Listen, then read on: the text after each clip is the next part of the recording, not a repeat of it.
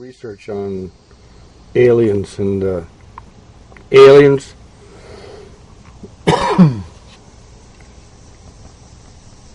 they come from demons. I'll put some links in here where you can see that research, but I wanted you to see some people that are totally deceived, or at least one individual. But he's deceived with a reason. That's the scary part. Because it's the deception goes to a media outlet that basically presents it to the entire nation, and in some cases the world. This is it. Over time and time again on these things as you're trying to get the word out that, you know, you're a pretty aware person, you know, as far as that, but you just like go, well, I'm trying to get the word out, maybe I'll get screwed, maybe I won't, but I'm just going to go for it anyway. Is that your attitude, or what? Well, it's been my attitude. Now my attitude is I just don't want that to happen anymore, you know. Mm-hmm. So I'm very reluctant to believe what anybody tells me anymore. Right. But have you developed an intuitive sense, perhaps, now? I mean, because you know how that can do. It can start shutting you down from certain experiences or certain places where you might need to be. That's true, and to a certain extent, I have an intuitive sense of where somebody's coming from, but it doesn't always work. Uh-huh. You know, that's what makes a con man a good con man, is that you get the perception that they're telling you the truth. Okay. And so someone who's really good at it, right, can know you. Or me, anyway. I don't know about you. Hold on 1 second. Let me grab my...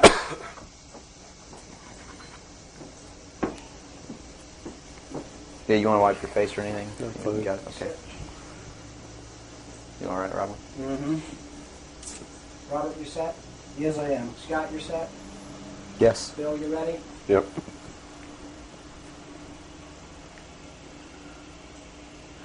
Bill, well, thanks for agreeing to the interview.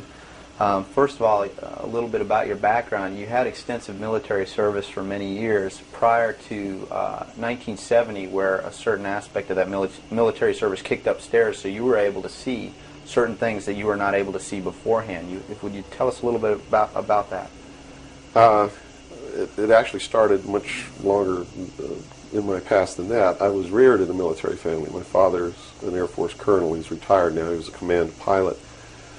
And as a child, I remember sitting around I remember the pilots at our house sitting around the kitchen table talking about their exploits in the cockpit and what they had seen in the skies. And some of that talk involved UFOs and what some of them called Foo Fighters.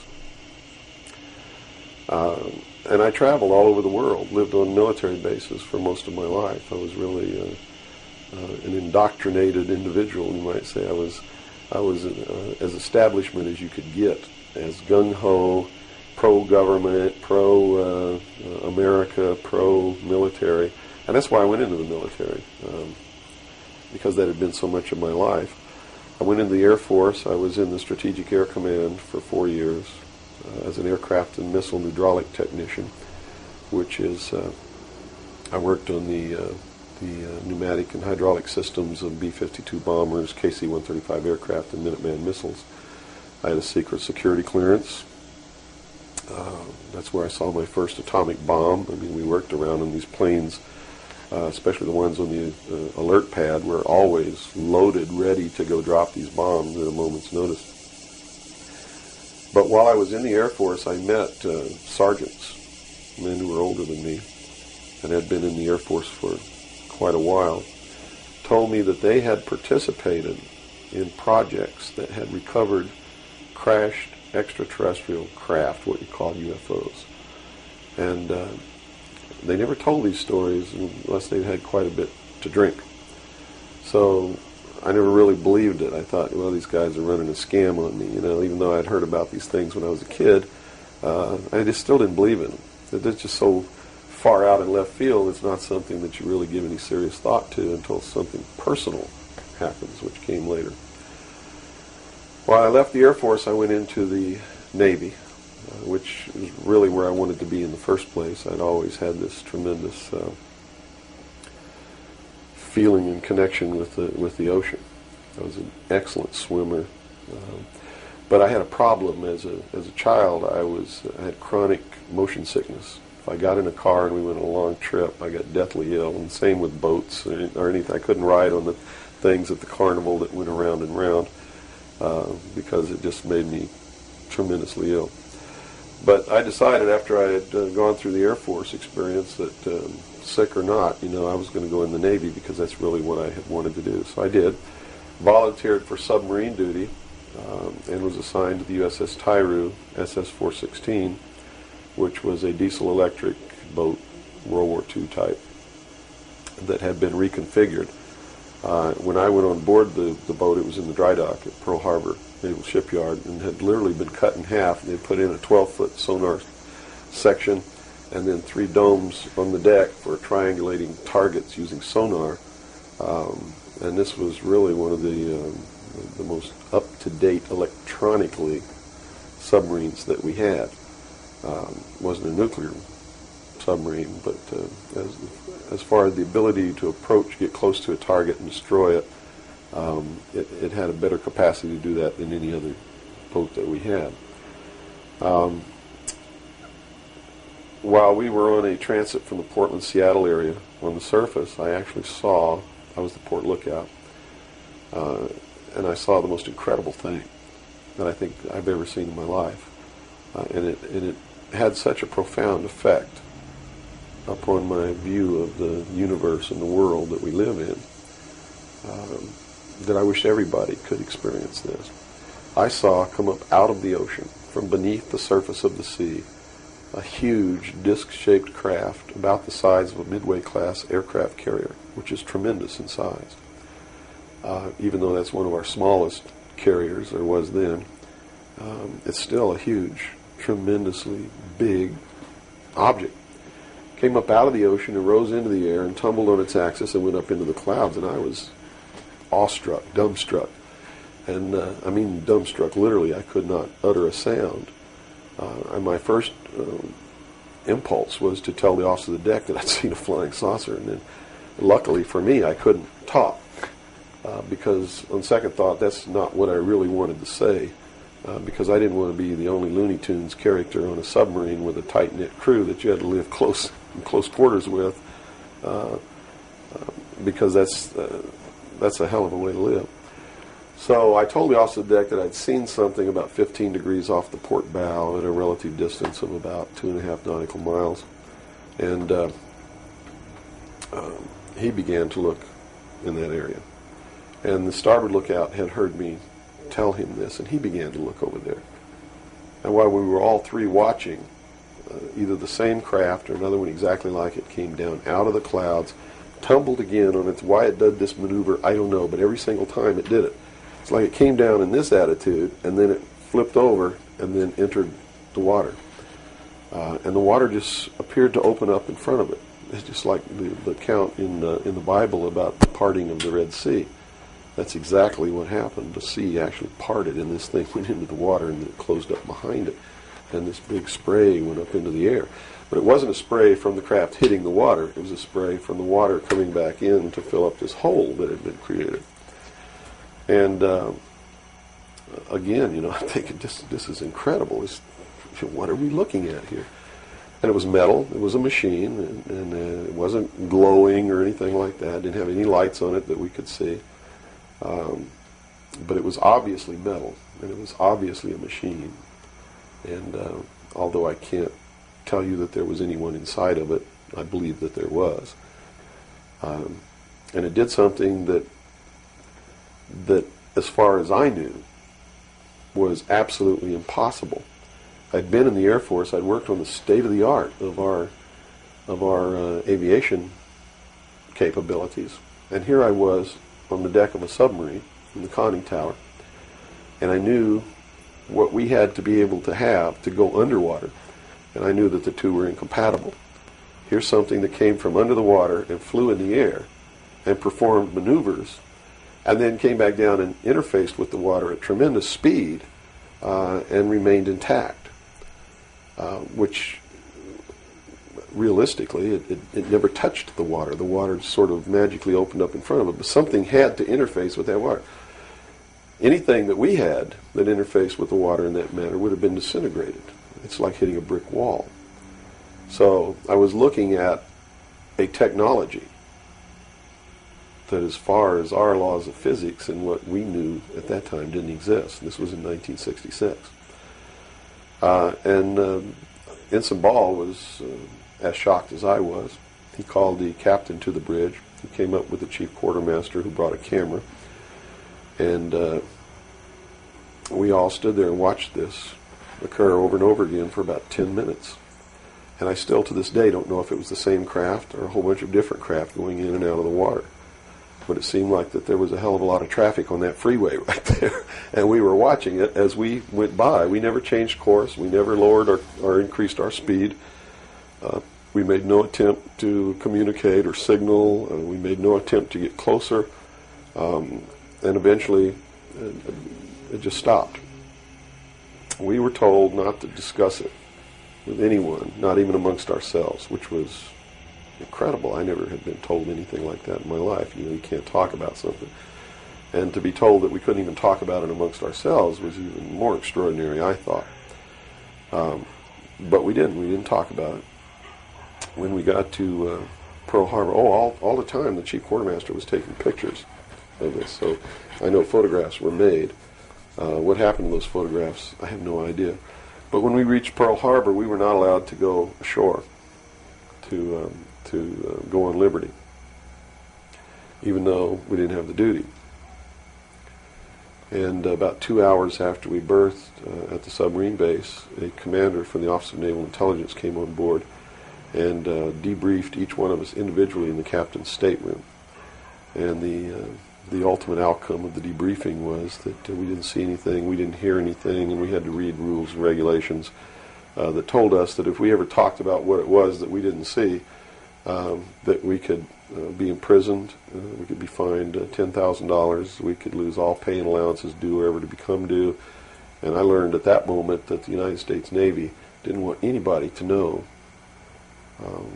about what we saw, and that severe consequences could come down around the neck of anybody who did. And that was when I understood fully that, yeah, there's a real cover-up. These things do exist, number one, and at least the United States Navy doesn't want anybody to know about it. And there's stiff penalties for anybody who bucks that. Mm-hmm. Moving forward a few years from, 1966, I believe, you gained a special security clearance that revealed to you certain documents, or were revealed to you, or that you saw, yes, relating to this very cover-up. To this and many other things. I was eventually trained by Naval Security and Intelligence, and I was given a secondary NEC, which is Naval Enlisted Code, which was 9545, which is Internal Security Specialist. And an internal security specialist is someone who protects classified information and protects areas, so to speak. And I had a specialty, which I was trained in, which was Pacific Area Intelligence Briefings. And I was eventually assigned to the Commander-in-Chief of the United States Pacific Fleet, who was Admiral Bernard Clary at that time, and served as a member of his intelligence briefing team. And basically all that means, we really had a wonderful job. You come in about 4 o'clock in the morning and you go through all the message traffic and everything. And what you do is what we did was we prepared an updated briefing on everything that was happening in his half of the world, which he commanded the naval forces and marine forces, as a matter of fact. And put all this together in a briefing where we would update him on ongoing operations, brief him about operations that were scheduled to begin, political situations, deployment of Soviet forces, naval forces, everything. And after the briefing was finished, between 8 and 10 o'clock in the morning, then we were done. We were finished. So It was what you call fat cat duty or gedunk duty in the Navy. It's got all different kinds of names. It's just really a wonderful job. Now, to be able to function in this job, I had to have a security clearance, which gave me access to the information that I had to need to know to help prepare these briefings. And when I first was assigned to the command, I was attached to the OPSTAT office under Lieutenant Commander Mercado, which was operational status reporting. And while I waited for my security clearance, and it took 6 months to get it, what I eventually ended up with was a top secret Q clearance with an SCI attachment, which means sensitive compartmentalized information, and there were no blocks. In other words, there was nothing confining me to only certain compartmentalized information. I had access to whatever the admiral and his staff had access to, because we had to prepare briefings and brief these people on all of these things. And I'm sure that at first I was tested and wasn't shown a whole lot, but eventually when they began to have confidence in me, I began to see things coming across my desk that were just absolutely incredible. And a lot of it is really hard to talk about because it's so far outside the normal concept of reality for the average American that they're going to find a hard time believing any of it. Mm-hmm. But I saw documents that were labeled under the classification top secret, and the compartmentalized the compartment that was put into was called MAGIC, M-A-J-I-C, which told me that UFOs are real, which I already knew. I'd seen one. Right. But this went farther than that. It told me that they were extraterrestrial in origin, that there were 4 different extraterrestrial species or races visiting this Earth, and that they had actually entered into an agreement with the United States government with one of these species of alien beings to exchange technology, and it told me all the projects that was underneath this. Project Red Light was actually the testing of extraterrestrial craft. Project Plato was a diplomatic project. Pounce was the recovery of technology. Pluto was the application of that technology to our own secret space program, not the public space program. There are 2 different space programs. One is what the public gets to see, which is overseen by NASA, and the other one is a secret space program that nobody gets to see, which is really overseen by the Navy Department under specialized, compartmentalized black projects. And what these people are doing in secret is just absolutely incredible. I also saw documents under an operation called Operation Majority, which outlined the plans to bring together a one-world government, and also included extraterrestrial information within that. Project Grudge, which was the second project. First was Sign, and then Project Grudge, which contained all of the extraterrestrial information up to a certain point. I forget the year cutoff. And then it was contained after that in another project called Project Aquarius, which was the accumulation of the whole history of alien interaction on planet Earth. But I have to say at this point that I don't know if those documents were really telling the truth or not. They could have been showing me these things so that eventually I would go out and talk about this. And maybe that'll become clear to you later why they may have done that. It could be real. So, but at this point, from a personal standpoint, what was it that, based on your experience in '66, and they said, absolutely do not reveal this to anybody, and here we are a few years later, and you're seeing documents that prove that what you saw was real. What was the one factor or a number of factors that led you to the decision to say, I've got to get this out, I've got to tell people about this? I saw contingency plans called Majestic. And these contingency plans were to, first place, a contingency is a plan that can be implemented if certain things occur. And the certain things that would have tripped this contingency plan are, number one, the public sector is getting too close to the truth, so they have to implement this to get them steered off the track. Or number two, we don't want to tell the public the truth about the alien presence, but there's so much alien activity occurring that the public is on the verge of finding out anyway. Let's tell them this story so that it doesn't cause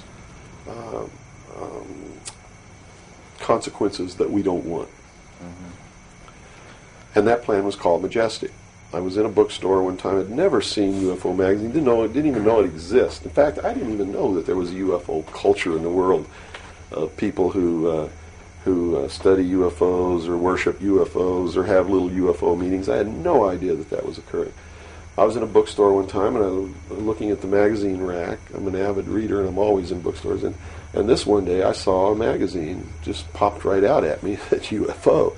And I picked it up and I looked inside, and here is Majestic, all right there. And even the people who had been named to implement the plan were the ones who were actually implementing it. William Moore, Stanton Friedman. I'd never heard of Jamie Chandray, but he was named, and they had brought out a supposed genuine document called the Eisenhower Briefing Document, which in reality is a fraudulent document. It's a fake, and it was created to implement the plan Majestic, to either indoctrinate the public on what the government wants the public to perceive as happening, or to steer researchers away from the truth, or both. So this wasn't revealing the plan of Majestic, but it was actually implementing the plan. Implementing the plan against the public. It was a psychological operation against the public. So this is what you saw. So immediately my head began to spin around, and I began to think, God, I've got to tell people that they're being manipulated. This is a lie.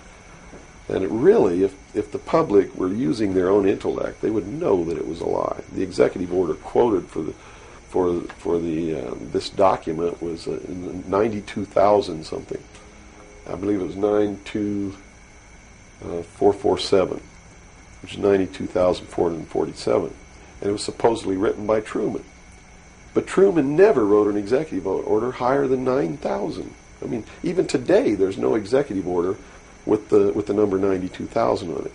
They've been consecutive since the beginning. So it was clearly fraudulent. So it's clearly fraudulent, but the public doesn't catch on to this. And here you got Stanton Friedman, one of the guys who implemented the contingency plan, Majestic, running around the country telling everybody it's not an executive order, it's a date, September 24th, 1947, which it very well could be a date. But it's listed in that document as being an executive order of the President of the United States, Harry Truman.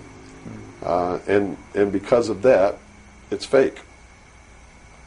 And many other things. But specifically, that is the most glaring proof of fraudulent intent in the document. There are many other things in the document that also prove it's a forgery. But here they are. They're running this contingency plan, and here I am. I know all about it, and here's the public out there biting it. They even ran that thing in the New York Times, like a 2 or 3 page spread showing all the documents.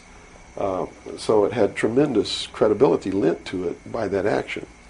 And so I decided that I had to tell the public and get people on the right track, which is, the right track is don't believe anybody.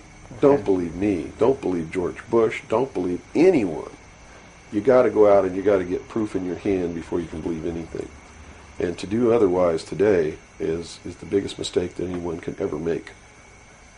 You begin believing people, putting your trust in them, that they're telling you the truth. I guarantee you're going to take a ride on a roller coaster you don't want to be on. Mm-hmm. Now this controversy, and I say the very understatement controversy. Yes. It also is now extending, based on some things that you're revealing, into the Kennedy assassination. Yes, in the set of documents, which really was literally 2 or 3 file cabinets of documents, called Operation Majority. I saw documents which told me what happened in Dallas and why. And basically what these documents said was that the intelligence community felt that John F. Kennedy was a threat to the national security, which translated into reality means was a threat to the New World Order, the one world government which they were actively in the process of forming. Was there anything on record that indicated that he was out to, things that he did would threaten that New World Order? Oh, absolutely. He had written an executive order. I don't remember the exact number now, but it's available to anybody that wants to go look it up. He had written an executive order ordering the printing of United States notes, which would have broken the back of the Federal Reserve, which is one of the major instruments of propelling the United States into the New World Order by destroying our economy, the basis upon which we live, the basis upon which our whole society is founded, is being ripped right out from under us. That was one. Number two, he refused to provide air support for the invasion of Bay of Pigs, which ensured that that would be a failure. He had threatened publicly on several occasions to disband the CIA and scatter it to the thousand winds. He had ordered, in the documents that I saw, he had ordered the intelligence community prepare a plan to disclose the truth about UFOs to the public. Now, I don't know what that truth was. Could be that maybe there are no extraterrestrials. But whatever the truth was, he had ordered a plan to be prepared that disclosure was going to be done according to that plan within the following year. And the intelligence community considered that to be out of the question. And according to the documents that I saw, his assassination was ordered by the policy committee of the Bilderberg Group, which is really the secret world government, and was carried out by agents of Division 5 of the FBI, the Secret Service, the Central Intelligence Agency, and the Office of Naval Intelligence, of which I was a part, in Dallas. And it said that the assassin, the man who actually administered the head wound, was the driver of the car, William Greer, a Secret Service agent, who used an assassination pistol built by the CIA for assassinations that was really an air gun that fired an exploding pellet or could fire a small hypodermic needle or a poison dart using any one of many different deadly poisons. Specifically, it said that he fired an exploding pellet which contained shellfish toxin, and that the act was plainly visible in a film withheld from the public. I looked for 16 years to find that film, and I finally found a copy that showed William Greer turn around and shoot the president. And since 1988, I've been showing that film wherever I'm able to show it to wake people up. It is not our government, though you have to understand, that is doing these things. It is not our government that's failing us. It's not the Constitution or the Bill of Rights that's a bad instrument. It is a group of men who belong to secret societies who have infiltrated our society and our government at all levels and are destroying it and subverting it from within. And every member of naval intelligence that I knew who was an officer was a 32nd or a 33rd degree Freemason. And I asked my commanding officer at one point, I said, why are all you guys Masons? He said, Masons are used to keeping secrets. It's part of their fraternity. So if you want someone who already knows how to keep a secret, you recruit Freemasons. Well, later on, I found out what the truth is. The truth is you're not going to be a naval intelligence officer unless you are a Freemason or a member of the Ancient Order of the Rose and Cross, but you have to be high degrees for that. I think the reason I was selected as an enlisted man is because I had belonged to the Demolay Society. Which is what? As a teenager. That's sort of the first level of Freemasonry. That's how they recruit teenagers and indoctrinate them into their principles so that they go right into Freemasonry when they become an adult.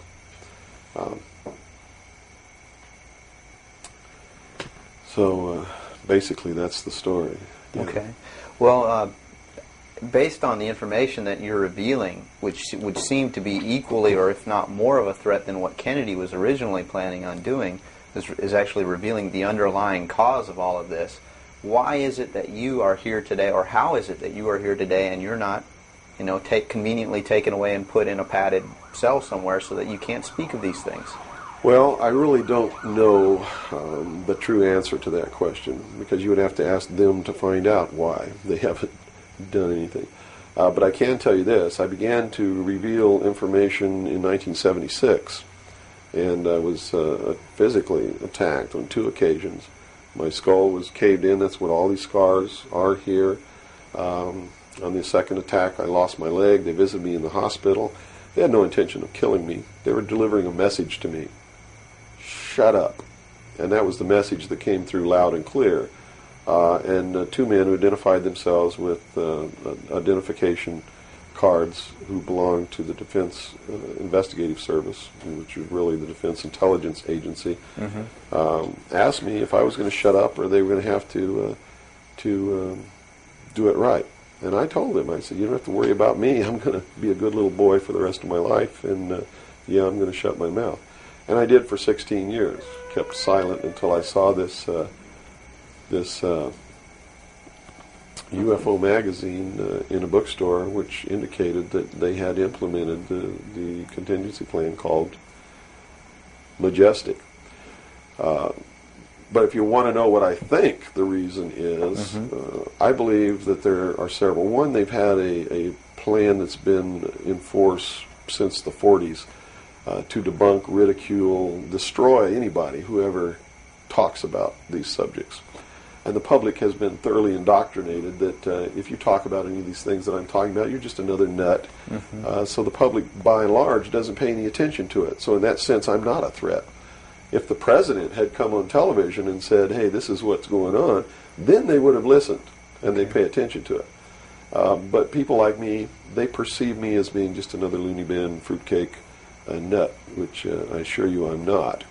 But that's the perception that they've been brainwashed into believing. And so that's what they believe.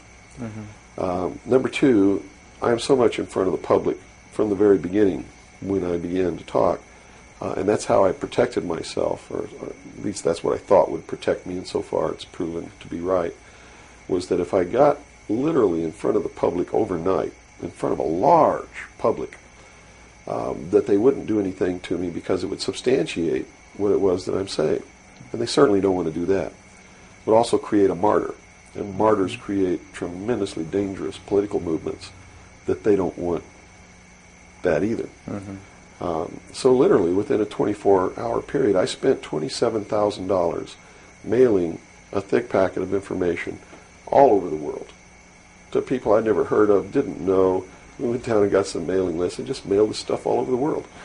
And so literally, when people opened these packages in their mailbox, and it was a perfect plan because they couldn't stop it. They didn't even know I was going to do it in the first place.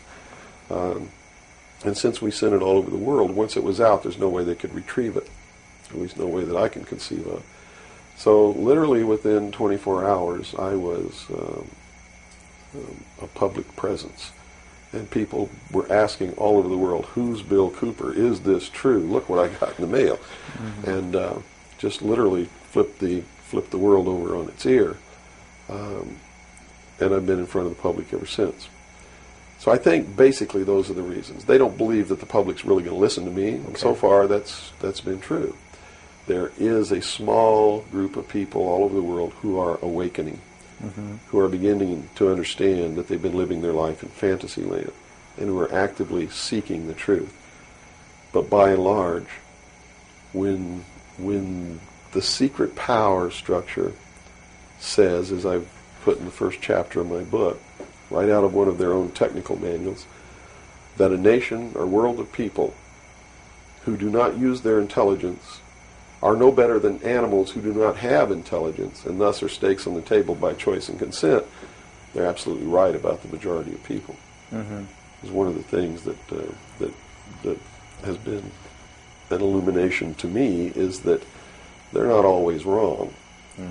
And many of their goals are the right goals, but the method that they're using to reach that goal is the wrong method.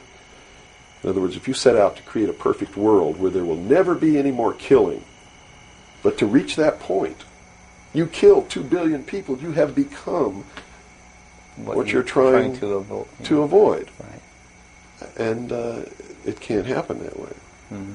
If you want to create a world of peace, it has to be done by peaceful methods. Means. Yeah, if you murder someone to destroy a murderer, you have become what it was you set out to destroy, and thus it wasn't destroyed at all. It was perpetuated by that very action. And that's what these men are doing. They rationalize everything they do so that they feel better about it. Mm-hmm. But what they are doing is becoming what it is that they want to get rid of. And the world will never be a safe place for anyone as long as there are men who do these things. Very eloquently said. Thank you. Now, you. your message to people, once again, is don't believe anything. How right. is it that the public can find this and search for this truth on their own if they can't believe anything or anyone? What can It's you all do? it's all in the public sector. It's all available to anyone who actively and diligently seeks it out. Everything that's in my book, Behold a Pale Horse, is all, everything in here, all the documents that are in here, Mm-hmm. everything that's in this book is in the public domain. Can be substantiated? Yes, and I intentionally wrote this book not using anything that wasn't available to the public to show people that, yes, if I can find this information, so can you. I have tons of stuff that's not available to the public. But as you can see by reading this book, you don't need that stuff because it's what you need is available to you. Public libraries are overflowing with the proof of what's really going on in the world, but nobody really utilizes it to the extent that they're able to pick this out and put it together. Another thing I've done for people is I've put it together for them so that they can see the overall picture rather than looking at small things and thinking that it's isolated. Nothing is isolated. It's all part of a big puzzle. Mm-hmm. And the puzzle is coming together. And when the puzzle is assembled, it's going to be a one-world totalitarian socialist government that nobody's going to like except the people that are running it. It's Hitler all over again. And the rationalization is we're going to create the world without war. The utopia. The utopia. But they will never create that utopia because they're not dealing with the problem that makes them want to create it, and that is the inherent flaw in each individual human being that makes us do the things that we do. Until that's overcome, there's never going to be a world without war or without rape or without killing or without robbery, and anybody that thinks that there is has already gone off the deep end. So the method is, here, I'm going to hold a gun to your head so you won't rape, you won't kill. That's right. Yes, okay, I understand. The title of your book, Behold a Pale Horse, what significance does that have? What are you saying with this title? This title is from the book of Revelations, because I have to tell you this, and you may think I'm nuts if you want to, but this is the truth. Either these men are following the book of Revelation. The book of Revelation is in the Bible. Mm-hmm. They're either following it, just like a plan, and bringing the prophecies in there to pass to manipulate and control those who believe in those prophecies and neutralize them, so to speak. In other words, if this is written in the Bible and God has ordained it, who am I to resist? It must come to pass, so I'm not going to try to stop it. Okay. What a perfect way to neutralize the opposition right off the bat. Or there really is a God, and what he said was going to come to pass is coming to pass. And I named this, Behold a Pale Horse, from chapter 13 of the book of Revelations. The fourth horseman of the apocalypse is the pale horse. And I looked, and behold a pale horse, and his name that sat upon him was Death. And hell followed with him, and power was given unto them over the fourth part of the earth, to kill with sword, and with hunger, and with the beasts of the earth. And that is taking place now today. The fourth horseman is riding across the world now. That's what AIDS is all about. That's what all these little brush fire wars all over the world are all about. That's what's happening. That's why cancer cures are suppressed. Is because they fully intend to kill a minimum of 2 billion people by the year 2000. AIDS is an invention of man. It is not a natural disease, and it has been implemented and placed into the population as a population control. And when they did it, they had the cure before they did it. Mm-hmm. And when they deem that enough people have died or been killed, they will say, we have a cure for AIDS. And everybody will be called to report to some place to get an inoculation, which is going to do two things. One, it's going to stop AIDS in its tracks, and number two, it's going to implant a device which will be able to be used to track each individual person and maybe even to control those people. And that's what the pet implant program is all about. It's not about finding lost pets. They don't give a damn about pets, and they would never put a satellite in orbit to find a lost pet, but yet there's a satellite up there that they're using to find pets that have been implanted with these devices. They're testing this program on pets that's going to be used in human beings. And in the Los Angeles Times in 1989, they ran an article. It was 10 Forecasts for the Coming Decade, was the title of the article. I have a copy of it in my research center. And number 5, I believe it was number 5, in those 10 forecasts for the coming decade was chemical or electronic implants to control individual behavior on a 24-hour basis, unquote. So it's not hidden at all. It's there for anybody who wants to look. But nobody's looking. Nobody's looking. They believe, and I believe that they're right, that the biggest danger to mankind right now is man himself, population. A study in 1957 told them that by 1990 the world population would double. In 33 years. Can you imagine that? The world population of human beings doubled in 33 years. Mm-hmm. And they knew that it's an exponential doubling. Throughout history, every time it's doubled, the interval has gotten shorter. So that was 33 years. The next doubling will take place in approximately 28 years. The next one after that, approximately 24 years. Can you imagine if the world population doubles again in 28 years from 1990? In other words, in the year 2018, the world population doubles. And we're having problems with food supplies and timber and clean water and clean air now. And then after that, it doubles again in another 24 years. That's why they created AIDS. Because they didn't want to have to go around the world and say, you and you up against the wall, you've got to die today. And shoot them. They did it in a manner to where they could target what they consider to be undesirable populations. And I want to be very clear that I don't agree with them on this. They specifically targeted blacks, Hispanics, and homosexuals for complete eradication. And AIDS is really going through those populations, and it's really doing a number on blacks, Hispanics, and homosexuals. That theory has made news. I've heard that before, and this it's been isn't a debunked theory. very clear by the public, saying, "Oh, that's ridiculous." But you're saying that that may indeed be the case. It's not ridiculous. I actually saw this in documents, and the project name was Project Naomi. MK Naomi was the name of it. It was a CIA project. The AIDS, whatever causes AIDS, whatever that turns out to be, according to those documents, was developed at Fort Detrick, Maryland, under a CIA project called MK Naomi. It was financed by $10 million for the Department of the Army's biological warfare programs. It was carried out, supervised by the CIA, carried out by scientists who worked for the Special Operations Division of the Department of Defense. And it's doing its job. And would you assume if AIDS doesn't work, there's a contingency plan for that even? Well, I think that they have other things out there working concurrently. One thing I've learned about these men is they don't just do one thing.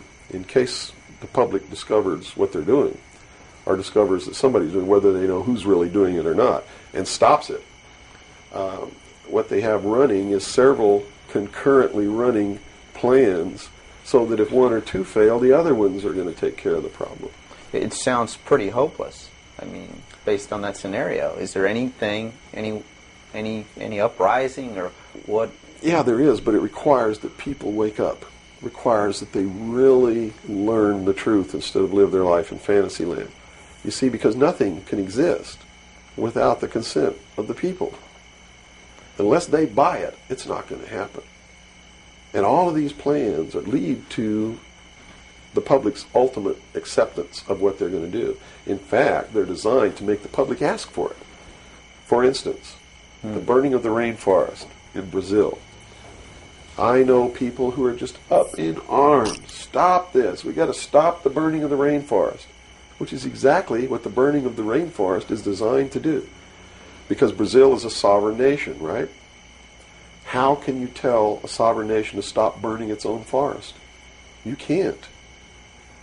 What they're asking for is control over a sovereign nation by a world governing body who can then send troops, a police force, to make Brazil stop burning the rainforest, and that's why they started the burning of the rainforest in the first place. You see, they went down there and they built a road across the Amazon jungle that went nowhere. There was no reason for this road to be built. There was no place to go. It doesn't go from here to a city on the other side. It just goes across the jungle and ends. And they built this road on purpose because they knew that most of the people in Brazil are so dirt poor that they would see this road as the answer to their prayers.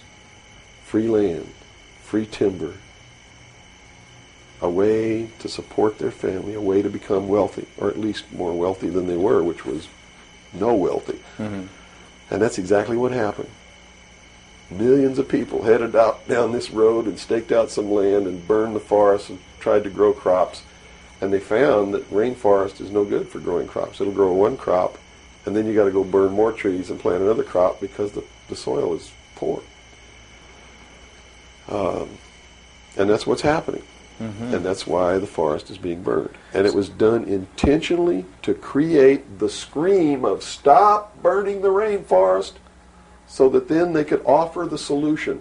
The solution is a world governing body that can then order and enforce that order of Brazil to stop burning the rainforest. So the green movement worldwide is now just a manipulation. Yes. Of. Now it's been proposed time and again too that big business is behind things like this, and that would represent a capitalist approach. But what you're saying is we're heading toward a socialist approach based on this scenario. You have to understand the difference between capitalism, socialism, communism, what all of these things really mean. You have to understand what the difference is between right wing and left wing. People, they use these phrases all the time, and they don't even know what these things mean. And it's just incredible to me to hear a socialist calling someone else a Nazi. Because Nazi means National Socialism. So here's a socialist calling a right-wing guy a Nazi, when what he should be calling the right-wing guy is anarchist. People on the right want no control. Mm-hmm. They're really anarchists. Okay? So they would, in theory then, or in fact, be in opposition to this ultimate movement. Yes. Whereas in appearance, they would be the ones behind it. Well, when you have a misunderstanding of what the terms mean, yes. Okay. Right-wing, on the far right, is total anarchy. They don't want anybody controlling anything that they do, and they believe that people are responsible enough that the world can exist without government. Okay. Or the very minimal government that it would take to. On the far left, on the other hand, they believe that the government should be in total control and should be supply man with all of his needs. Well, creating a whole society that's dependent. Right. A republic is somewhere in the middle. It's governance by laws. Laws are decided by representatives who are elected by the people. And according to the theory, the representatives will do what is right, whether they get elected or not, because it's not really a democracy. A democracy is far left. People don't understand. We don't live in a democracy. This country is not a democracy. It is a republic. A democracy is ruled by the mob. The mob always votes themselves every kind of benefit that they can vote themselves. And whenever you do that, it means large, tremendously overpowering government in control. They vote themselves into dependency. That's it. They Okay. vote themselves into a dictatorship is what they do, where they lose all of the benefits that they intended to vote themselves into in the first place. Okay. And democracies are extremely dangerous to minorities, because if the majority of people don't like you, Right. they're going to vote that they kill you, and they can, that's it. Democracies are dangerous. Democracies are socialists. Democracies are communism. That's what communism is. The definition of communism is everybody doing according to their talents and receiving according to their need. And it doesn't work. We already know it doesn't work. Men, by his inherent nature, is greedy. Mm-hmm. So those at the top always end up having everything, and those at the bottom end up having nothing in communism. Socialism is different. Socialism usually ends up in a dictatorship, in a very controlling dictatorial government which even owns the people that it governs, so that those who live in fear of not having are provided for what they need, and in turn they worship this oppressive government. Socialists are children who went out into the world, took a look around and said, I can't handle it, and went home to Daddy. Okay. Daddy, protect me. Daddy, feed me. Daddy, loan me your car. Daddy, tuck me in at night. Socialists are scared little children who are irresponsible, can't stand on their own 2 feet, and need Daddy to take care of them. Okay. Okay? And now we got the... But what happens when you go home to Daddy and Daddy does all these things for you? Tell me. Well, you never leave the home. You've not got no reason to.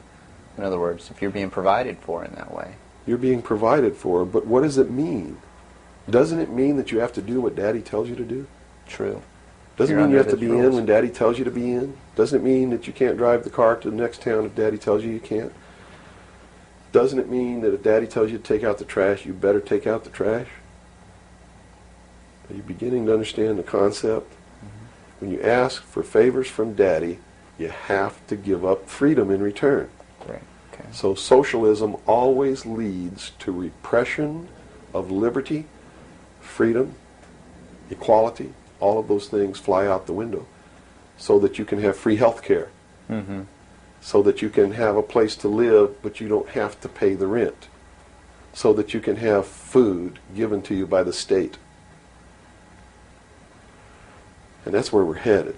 Right in this country right now, we're almost totally socialist, and now people are screaming for a national health care policy, Right. health care insurance. Now, the other aspect, once again, I'd like to go into is the anarchy or the right wing, which we just into that similar. Anarchists believe that they can be responsible, that they won't hurt other people, Okay. that your freedom never ends until it begins to infringe upon someone else's freedom, and that no one should have any control over that there should be no speed limits on the highways. Mm-hmm. The problem is that, again, just like on the socialist side, you have people over here that are human, and human condition means that ultimately somebody's not going to be responsible, that they're going to drive too fast when they've had too much to drink, and they're going to kill innocent people. The answer is a balance. You know, the law of the universe says this. It's a law of physics, really, and everybody can understand it. For every action, there is an equal but opposite reaction. There can be no good unless there is evil. There can be no man without a woman. You understand Right. the concept? Based on that, the theory of a utopia here on Earth is corrupt right away. Absolutely. It goes against the laws of physics. It goes against the law of the universe that there must be two opposing forces all the time in every instance, because that's what makes the universe work. Mm-hmm. That's what makes everything work. What we need to do is stop trying to go way over here and establish some utopia of freedoms, or way over here to establish some repression of freedom so that we make sure that we got something on the table to eat. Mm-hmm. And strike a balance between the two that works. And stop withholding information. What makes it difficult for anyone to succeed or live, or for us to really come together and have peace in this world, are all of these people who think that they are the guardians of the secrets of the ages, and only them have truly mature minds, so only them are worthy of knowing the secrets and the real science and the real metaphysics and all of these things. So they repress it and they keep it secret, so the rest of us live out our lives and we don't know the truth of what life is really all about. Therefore, we're always stumbling over each other and getting in each other's way and doing the things that we profess that we don't want to do, Mm-hmm. simply because we don't have access to the truth. If we had access to the truth. Now, I got to tell you this. Back when these men first began establishing these societies, these mystery schools, and suppressing information, the common man was uneducated, did not have an intellect capable of understanding these secrets. They were really beasts of burden for the most part, and they lived their whole life in toil. Right. But things are not that way now. Most people have a good education. They have a good mind. They're capable of understanding if they're taught, and if they're taught correctly. And I think it's time to teach people what the truth is and quit hiding it, so that we can come together as one humanity and make a balance and live together in a balance. You know, evil's never going to disappear, neither is good. But we can maintain a balance and life can be good. Instead of swinging back in this tremendous battle between these two opposing, radical, extreme ends of the scale. That's got to stop. I've never understood why somebody would join together in this band of people and call himself a Democrat and not vote for anybody else if they're not a Democrat. That concept is beyond my understanding.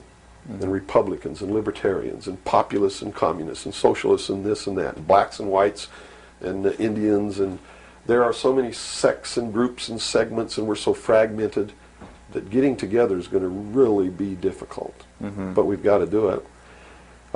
Because if we don't wake up and do it ourselves, these men who meet in secret and plot the manipulations are going to do it whether we want it or not, and they're going to do it at the point of a gun. And they're going to take away everybody's freedom because they don't consider us responsible. Capable of having that freedom. Are capable, or even of using our intellect. So they'll put us in shackles and control us and force us to be peaceful. That's what the plan is, and that's what the New World Order is all about. Well, we've run from UFOs right to this, and at first a person might watch this and say, "Wow, this is really strange." But where we've come down to, based on that beginning, is quite in the realm of common sense. Well, it's not strange at all. It's what they've been trained all their life, that if they hear these buzzwords, they're listening to some loony idiot talk, and it has no substance to it. Once they get into it, though, and begin to understand that everything is interconnected, it's leading us toward one end, a one-world totalitarian socialist government, and begin to see it coming to pass all around them in their life, and understand that nothing happens by accident. It's been planned for many years. Then they begin to understand that UFOs play a big role in this. Because if they're real, it's the most significant thing that's ever happened in the history of man, and may be the driving force behind locking up the human race.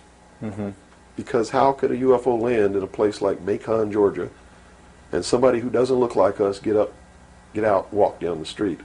And I'm not trying to insult the citizens of the state of Georgia. What if they landed in Newark, New Jersey, and got out and walked down the street in a society that kills people because they sit in the wrong seat on a bus? I'd assume now that they'll know about us. Of course they will. They probably already know about you if you've been exposing the truth on your show. Would you assume that our phone lines would be bugged at this point? I don't know. I doubt it. They don't really consider you to be a threat unless you develop a large political following. Oh, okay. So, unless you have a large political following, you're not considered to be a threat to them. Because they figure that the people are too stupid to listen to you anyway. And generally, they're right. So we're in the process of educating people then. Yeah. It's the best thing. Education is 60 or 70% of the battle. Yeah. Because people automatically begin to do the right things once they learn what the truth is. They're educated to it.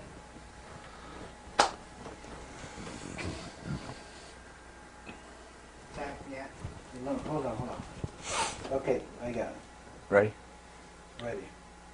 Okay, go ahead. Let's go back into the Kennedy situation here. Now, the Warren Commission was highly publicized. All the things that went on there. I was shown a videotape just yesterday was it a Zapruder film? It is the Zapruder film. Okay, and it clearly showed to me that a number of things. One in which that the film was obviously tampered with. Absolutely. but not tampered with to the point where I couldn't tell that the driver of the limousine was pulling a gun, or what appeared to look like a gun, around his shoulder and shooting President Kennedy in the head. That caused his head to snap back. Did the Warren Commission see this? It seems so. The Warren Commission never looked at the Zapruder film, ever. So they never saw it.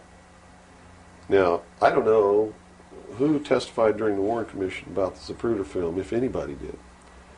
But I do know that later at the investigations of the House Select Committee on Assassinations, that a man was specifically hired as an expert witness to view the Zapruder film and tell the committee what it showed.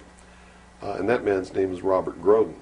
He wrote High Treason, which is a bestseller out now on the Kennedy assassination. And he was one of the many so-called technical experts for the making of Oliver Stone's film called JFK. He's also a fake, a fraud, a traitor, a liar. He was hired by the House Select Committee on Assassinations based upon his resume, which says, very simply, that he is the world's foremost #1 photo analyst. Which is a lie. He never went to school in photography. He never was a photographer. He never was a photo analyst. And I got to tell you right now that the world's #1 foremost photo analysts are all come out of the military intelligence community, who are trained to interpret high altitude photography and learn what really is there. He never served in that capacity either. He looked at the Zapruder film and he told Congress, he told the committee in testimony, he testified, both in written and in verbal form, that William Greer never took his hands off the steering wheel. And that's a blatant lie. I mean, anybody can look at the Zapruder film and see that William Greer takes his hands off the steering wheel. And even if you couldn't see it, if they cut out the frames, you can still see that William Greer, if this were the seat of the car, is turned all the way around with his right side against the rear cushion of the front seat, looking directly at President Kennedy in this attitude, and it is a physical impossibility to have both hands on the wheel in that attitude.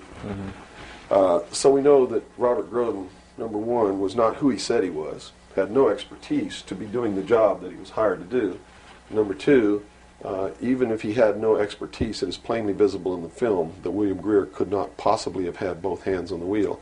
So we know that Robert Groden didn't make a mistake. We know that he intentionally lied to deceive Congress and thus the American people. And what's real strange about it is he's been very active in the research community, supposedly exposing the assassination of President Kennedy. But if you look what he does, he is constantly coming up with new theories, supposed new evidence, most of which is fake. And in his book now, High Treason, he makes a statement that Kennedy was probably hit from the front and the rear at the same time. His job is to keep the American people confused and propagate the lie that our government is no good, that it's our government who assassinated John F. Kennedy. And I'm here to tell you, it wasn't our government. It was the secret societies known as the Illuminati, the Knights Templar, the Freemasons, who assassinated John F. Kennedy. And the proof is right there for anybody who wants to see it. William Greer was a Freemason, #1. He was the Secret Service agent who shot Kennedy. #2, in Dealey Plaza, there's an obelisk, a monument commemorating the location of the first Masonic temple in the state of Texas. Dealey Plaza is on the 33rd parallel, which is one of the sacred numbers in Freemasonry. He was assassinated in a manner that assured the greatest flow of blood, which is called blood atonement, which was practiced by Freemasonry in the early days and supposedly is not practiced now. But in reality is the method of choice of execution, trial and execution by Freemasons. The Bilderberg group that orders his execution is the Supreme World Council of Freemasonry and consists of 39 permanent members, which is 3 times 13, which is also the exact number of men who signed the Constitution, 39. You see, our forefathers were also members of this secret group, and this country was founded to bring about the New World Order. And it's all in the Great Seal of the United States, which was, and that, the design of the Great Seal was made law in 1782. It's just absolutely incredible that the American people don't understand that groups of men don't get together and meet in secret and take blood oaths which say that they can be cut open and their heart ripped out of their body and their intestines scattered over the floor if they talk about the secrets. That's not a benevolent fraternity. That's a dangerous group of men. Grown men don't play games like that. They're serious. It's the secret societies who are bringing about the New World Order. They're the ones who killed John F. Kennedy. There's nothing wrong with our Constitution or our Bill of Rights. But Americans are going to be convinced that our government sucks. And that's what all this stuff is all about. So at the beginning, the founders of this country actually did create what was I guess you could say, an above-board good government basis for a good government. Yes. They gave us every tool to ensure the success. But it was an experiment, you see, because man had always claimed that he could rule himself, but had never been allowed to do that. Even in ancient Rome, they call it a democracy. The man didn't rule himself. He was ruled by other people who made man think he was ruling himself. But the truth was, a Roman centurion could march down the street and grab anybody they wanted to and make you do whatever they wanted to, or just execute you on the spot. And that was the truth of the matter. Those weren't free people.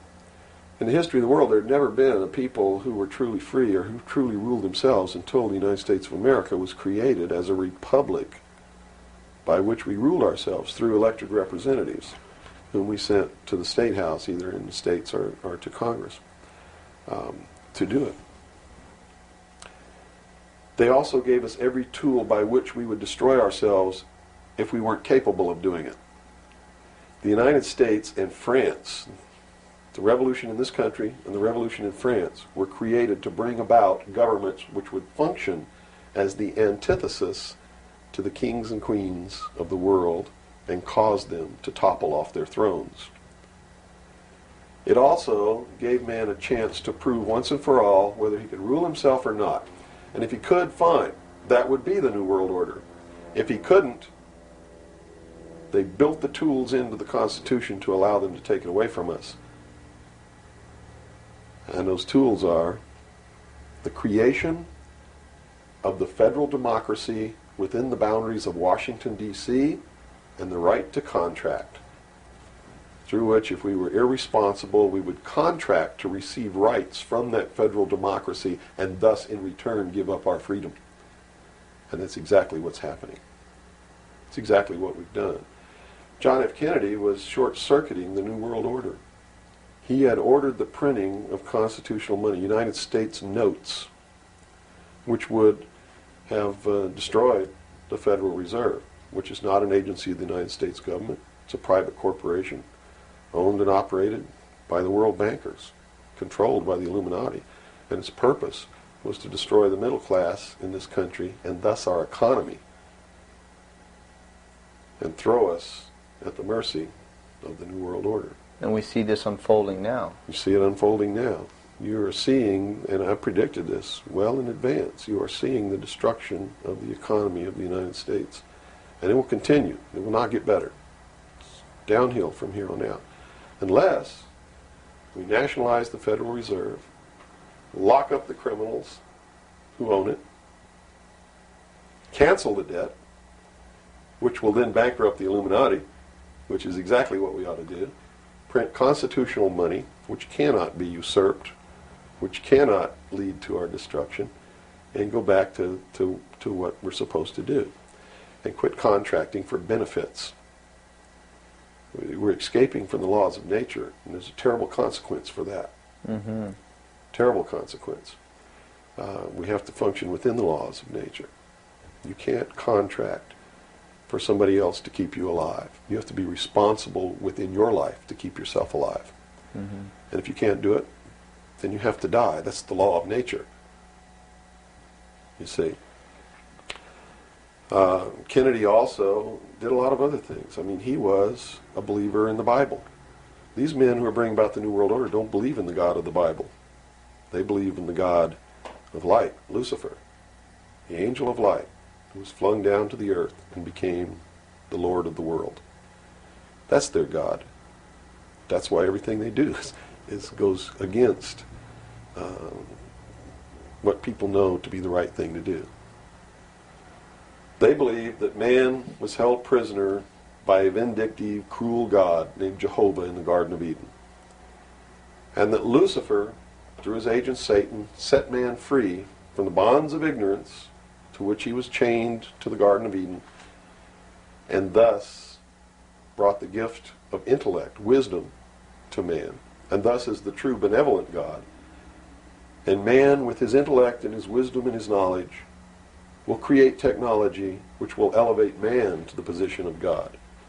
And all this is allegorical. Don't take the story literally, you see, because it's all allegorical. They believe that intellect, reason, is the light, is the true God, is what makes man God. And I'm not going to debate the right or wrongness of that, because who the hell knows? But I can tell you that they pervert whatever it is that might be divine about their philosophy by becoming what they profess to destroy. To destroy, yes.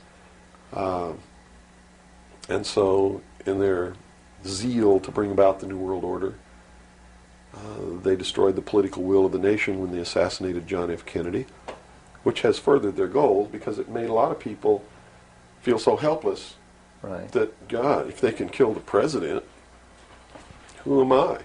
You know, what can I do? I'm just one lonely, helpless person. So they quit voting. They abdicated their power. And, of course, through agents like Robert Groden and many others, Oliver Stone, they're being convinced that our government sucks, that our government is the problem, that the Constitution doesn't work, that the Bill of Rights aren't real. We're playing right into their hands, in other words. We're playing right into their hands because there's nothing wrong with the Constitution or the Bill of Rights or our government. It's the people. You see, it's been infiltrated. And from within, they are eating at the heart of this nation like a cancer, this secret society. They are destroying it. They are subverting it. Our Constitution has not been allowed to work since 1945 and maybe even earlier. And they have been working behind the scenes to bring about a one-world totalitarian socialist government with the Communist Manifesto as its platform through the United Nations, which was created by this nation from an older organization called the League of Nations, which was the original foundation. And at the highest levels of our government, the Constitution's already been scrapped, and they are working under the aegis of the UN Participation Act and the United Nations Charter. Which says what? Which says that there are no rights, there are only what you call privileges. And privileges can be granted or taken away at will by the state. Quite frightening scenario. It's a very frightening scenario, and people better wake up to the fact that unless they wake up and do something about it now, there's only going to be one alternative. And that's either take up arms, restore the Constitution, and the blood will run in the streets of America, or reach down and put the shackles around your own feet and march off into slavery peacefully.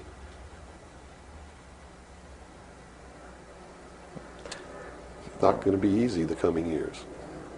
Wow. Now, historically, this may or may not relate, but at least modern world, contemporary world history does not include the stories of Atlantis and Lemuria that go predate. How does that history, and why was that suppressed, or why is it still being suppressed? How might that affect what we are understanding is going on today, or is it related?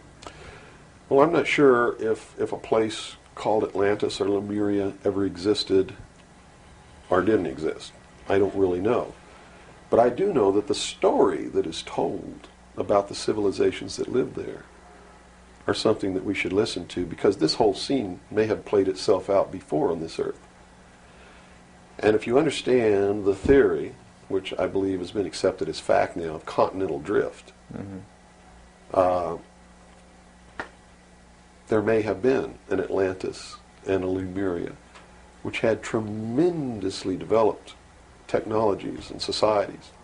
And the same scenario that we're playing out now in this great stage called the world may have played itself out over and over again in the past for millennium.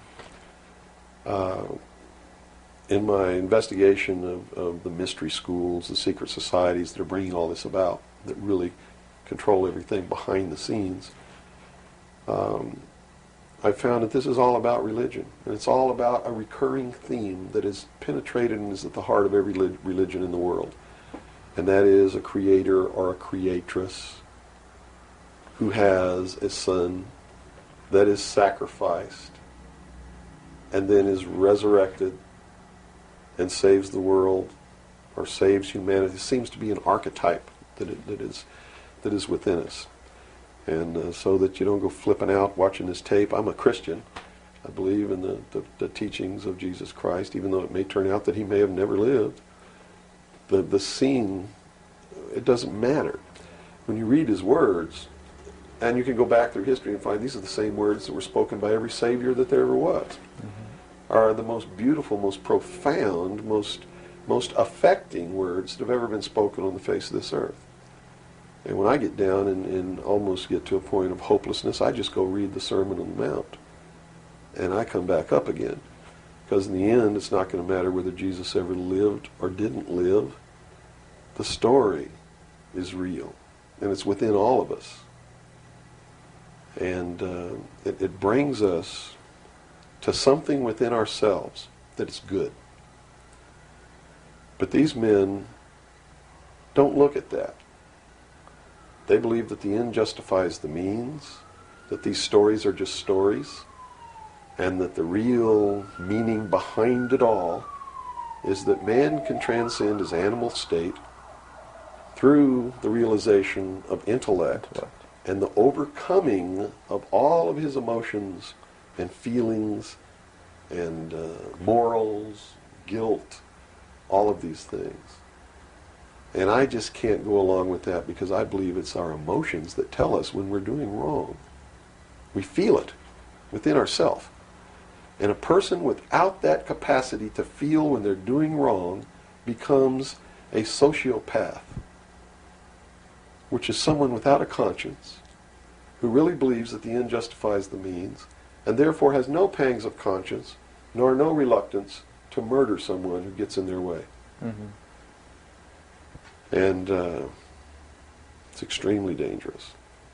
Now, do these people recognize the continuity of life? In other words, you have told me earlier that they're after physical immortality. They believe that through their technology, man will become God.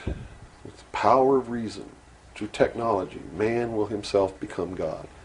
They will engineer, just like Hitler wanted to do, the super race who will live forever.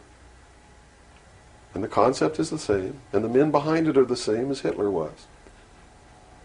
When they killed John F. Kennedy, it shows you what kind of men they are. Because they would not stop to kill anyone who gets in their way.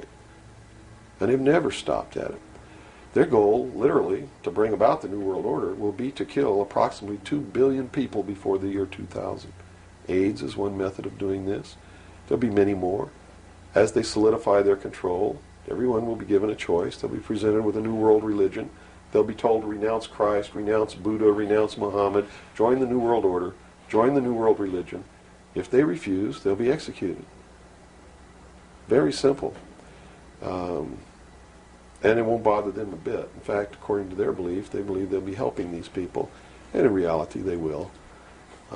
Because those people will transcend this physical state while they're prisoned here living forever.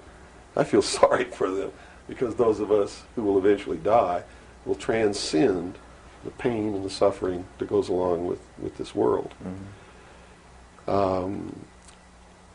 And they're so egotistical that they preserve whatever they do so that the diligent can find out what kind of men these men really are. For instance, the Kennedy assassination, I've been showing a film for 5 years that shows exactly who did it. I show you exactly where Oswald is on the film. He wasn't even on the 6th floor. He was standing in the doorway of the book depository building watching the motorcade go by. And it's incredible. At the same time, you said they would have everybody renounce religion. Yes. Have they as well been using it as a tool for their means? If you're a Christian, you'll be required to renounce Christ and join the New World religion. Now remember I told you before, that no matter what your religion is or what you think, they are following the scenario in the book of Revelations to a T, right down to the last little bit. If you want to know what's going to happen in the future, if we don't wake up, and through the power of those, see, not one drop of blood ever has to be spilled, and no one has to ever put any chains on their legs or their arms, ever. If people just wake up and exercise what was given to us in our Constitution, the power of the vote, while we still have that power. So you say there is still a possibility for like one individual watching this tape to actually make a difference. You better believe it. How Yes. would that be so? Well, number one, learn what the truth really is. Get away from the fantasy that you've been living. Educate other people, those you know, your family. Once that begins to happen, it spreads. And then if the people decide that they don't want what they have in store for us planned, just through the power of the vote, they can make this country and the world whatever they want it to be. Whatever they want it to be. And there are no limits on that, except to understand that you can never make everything all right, and you can never make everything all bad. Both must exist, and we must maintain a balance. And we must become responsible.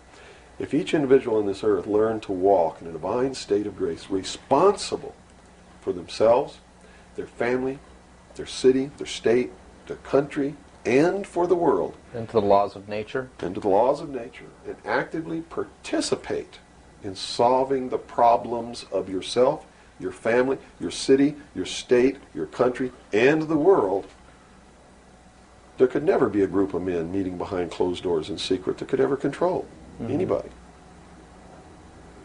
But by abdicating responsibility, by not walking in that divine state of grace, makes possible anyone meeting behind closed doors to bring about the world that they want. And the world that they want may not be the world that you want, or that I want, or that these people watching might want. If you don't participate, you can't complain. If you don't help cook the meal, you got no right to bitch about it. You got to sit down and eat what's put on your plate. If you don't like that, then you should have been in the kitchen helping to prepare the meal, helping to plan it, helping to prepare it, helping to serve it. If you want to sit on your butt in the living room while somebody else prepares the meal for you and decides what it's going to be and puts it on the table, it's too late to say that's not what you wanted to eat. It's too late to say it's not cooked the way you wanted it to cook. Well, that's very simple to understand. That's right. You got to eat it because you have to eat to live. And I think that anybody can understand the meaning behind that little story. Okay, let's take a step back to the Kennedy thing now. So This is all about the Kennedy. Well, yeah, it is. But just specifically about, once again, I want to bring up the film as well.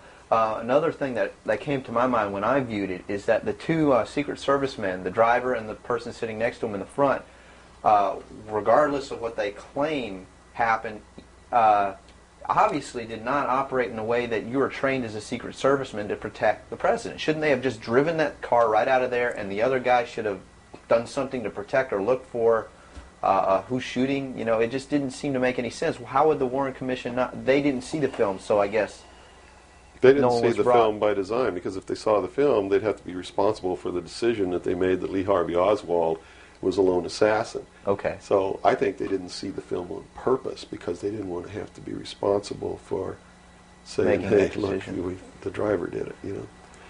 They didn't want to make that decision. And in a letter that Lyndon Johnson wrote to the Warren Commission, he specifically said in the letter, you must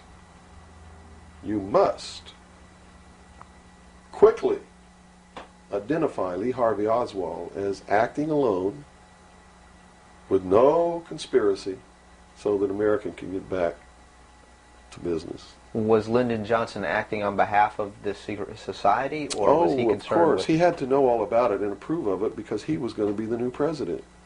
and the new president would be in charge of the investigation. How high see? up a government official do you have to be before you're briefed of this, you know, the total of all the things that are going on, the reality behind them? Well, you have to understand that nobody exists on a high level in government who's opposed to the New World Order. Nobody. Our government has literally been infiltrated, and there's a cancer within our government destroying it, eating it, nibbling away at it, hacking off its limbs. And you said this started in 1945? 1945 What was were the events? when the overt destruction began to occur, when Truman signed the UN Participation Act and the United Nations Treaty. It actually began long before that, when these secret societies began to infiltrate the government and appoint their members to important posts. Infiltration is easy. If one gets in, he can then appoint and hire others to replace people who are not members below him.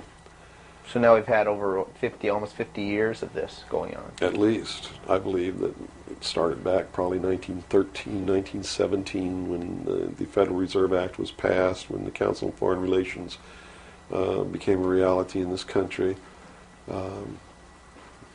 And you can, by diligent research and study, you can see when it happened, where it happened, who did it, and how it was done. It's apparent. When they say there's no conspiracy, I mean, we talk about a conspiracy. It started out as a conspiracy. But when they say today there's no conspiracy, that's not a lie. It's the truth. They're doing it right out in the open, right under our noses, and we're too stupid to know it, to see it. So it's not a conspiracy now today at all. It's right out in the open. They even published their plans.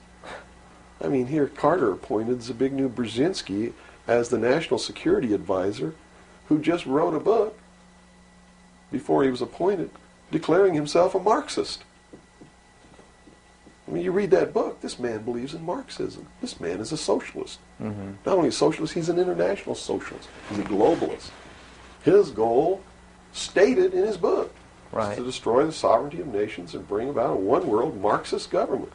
Now, the Carter administration was one extreme, and then we came into the Reagan administration, yet nothing changed. Nothing changed. What you're saying is that no matter what the political leanings, they seem to be playing the same game. As long as you're playing their game, it doesn't matter who you vote for, who you put in office. They all belong to the other side.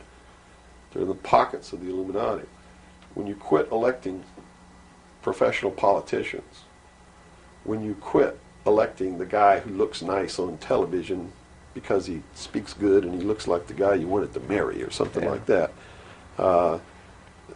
you're playing right into their hands.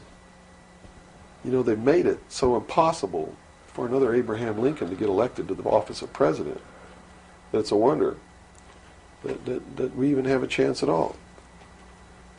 We need to send people to Congress and to government who are going to clean house. Kick all the members of secret societies out of the bureaucracy. Lock them up. Try them for treason. Because they are traitors. So one thing that may help is term limitations. We must have term limitations, and it must be only one term. And forget all this nonsense that anybody goes to Washington and don't know what's happening. They don't know what's happening simply because they haven't taken the time as citizens to understand how our government works before they ever go to Washington. You see, it should be a process that starts in infancy. It works its way up. And everybody should be taking part in the government. Now, if someone came in to office with this kind of knowledge and with this kind of intent to really push these people out, would they not be eliminated immediately? Not if they have the people behind them, because what the people would do in one fell swoop, in one election, would elect people who've never served in government before, kick the incumbents out, send citizens to Washington. And here's the way it has to be done. You know, right now, you don't even pay your congressman. You know who pays your congressman? The federal democracy of the District of Columbia. The federal government pays your congressman, who's supposed to be representing your state and you. The federal government is a foreign country to your state. Why should he represent you? Not only that, but he moves to Washington, D.C. He maintains a residence here, but he doesn't live here. And as long as you re-elect him, he continues to live in Washington, D.C. forever if you keep re-electing him. So they lose all touch with what's back here. They're paid by a foreign government, the federal government. They're not paid by the sovereign state of Georgia or by you. They have to be paid by you. And they have to live here. They can't move to Washington, D.C. They go to Washington, D.C. for one term. Okay? One term only. When that term's up, they have to come back. And you don't pay them exorbitant funds. You pay them just enough to live on comfortably while they're there. No fancy giant cocktail parties, none of this crap. And you take care of their family. See, they don't take their family either. That's the other clue. They leave their family here where they live. You, the people of Georgia, take care of their family and their business or their farm or whatever it is they have while they're gone. Now do you think they have a vested interest in representing you? They sure would under those conditions. Yeah. But under the conditions they go under now, they have no interest whatsoever in taking care of you. Now let's look at the current. They're taking care of themselves. The current crop of presidential candidates. Is there anybody even running that represents something that we're talking about here? No, all of them are New World people. Songus, in his book, even everything that he's written touts the New World Order. All of it, right for Songus's literature. You're going to see New World Order, New World Order, New World Order, New World Order. Clinton, the governor of Georgia, was selected in 1991 by the Bilderberg. Governor of Arkansas was selected in 1991 by the Bilderberg Group in Baden-Baden, Germany, to be the new president of the United States. Remember what happened to Gary Hart? What did he do? He went out on a boat with a woman who wasn't his wife, and he was destroyed. Look at Clinton. What's happened to him? Nothing. The press is on his side. They're helping the guy. You know why? Because he was chosen by the people who own the press to be the next president of the United States. Now, I don't know if he will be or not. That's up to the American people. But if they get their way, he will be. Bush is one of the most heinous criminals that's ever walked on the face of the earth.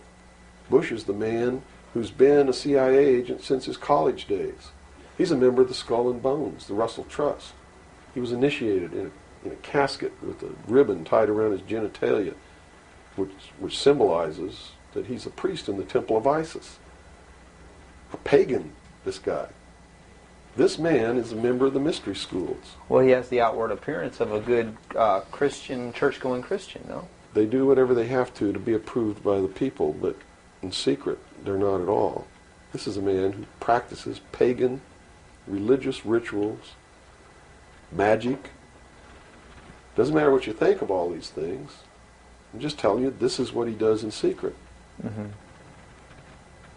He is the man who, when he was chief executive officer, when he was president of the offshore division of Zapata Oil, organized and began the first large-scale drug smuggling operations into this country. George Bush is the one responsible for the drugs on the streets. And the war against drugs is not a war against drugs, it's a war against the Bill of Rights. We've already lost the Fourth Amendment in this war. That's true. And we're going to lose everything else. You watch on, it amazes me, people watch on Saturday night, cops, top cops, tough cops, 911. All of these stories that are glorifying the police state, and they're falling right into the manipulation as they watch police with no search warrant, with no court order, break down people's doors, tear out their walls, rip open their mattresses.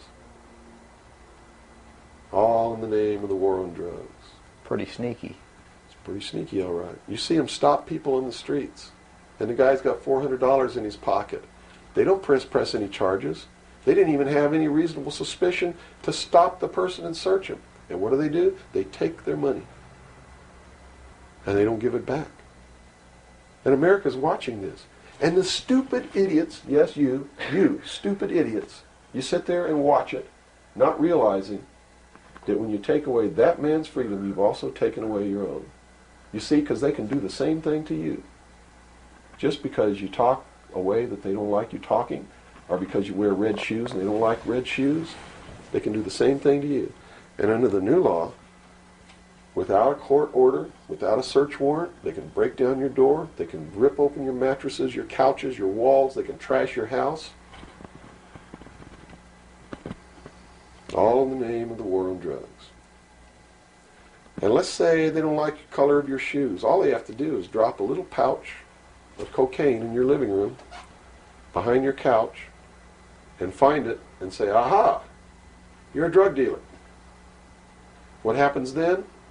Now they can confiscate your house, all your possessions, all your property, all your bank accounts, all your cars, boats, vacation cottages, whatever you have, and they can auction it off within 24 hours without ever even pressing charges against you. Without a court order, without due process, without just compensation. And there's not a damn thing that you can do about it. Not a damn thing. At least right now. At least right now. And the reason you can't do a damn thing about it is because you're the one who brought it about through your stupidity. You're mentally crippled. You're operating from a position of ignorance, apathy, abdication, irresponsibility. And we're losing our country, our freedoms, everything. Now, these are strong accusations of the American public. What do you hope to accomplish by angering the very audience that you want to watch and listen to you? Go prove me wrong. Go make me the idiot. In so doing, you're going to find out what the truth is, and maybe you'll wake your up. And if you do, maybe we can save our country. Because I don't really care at this point whether you get mad at me or not. My country's disappearing. My freedoms are disappearing. My daughter's going to live as a slave in the New World Order if you people don't wake up and help me. So, if I had a 2x4, literally, I would smack you upside the head with it. I don't care if you get mad at me. It's beyond that state. You know, I'm willing to put my life on the line. Why would I care if you get mad at me? Mm-hmm. You know? People say, well, don't you feel threatened? Don't you feel like your life is in danger? Are you kidding? You're the people who sent your sons and daughters to fight an illegal, immoral, unjustified war in the Middle East? And that didn't bother you a bit, that they might have got killed over there, and you're worried that I might get hurt or killed? Right here, really defending my country? Really fighting in defense of the Constitution? Right. You brought up the Persian Gulf War. That's something that's still on a lot of people's minds. Based on what you're saying, what was the reason for that war? They should feel really guilty. They should feel really bad about that.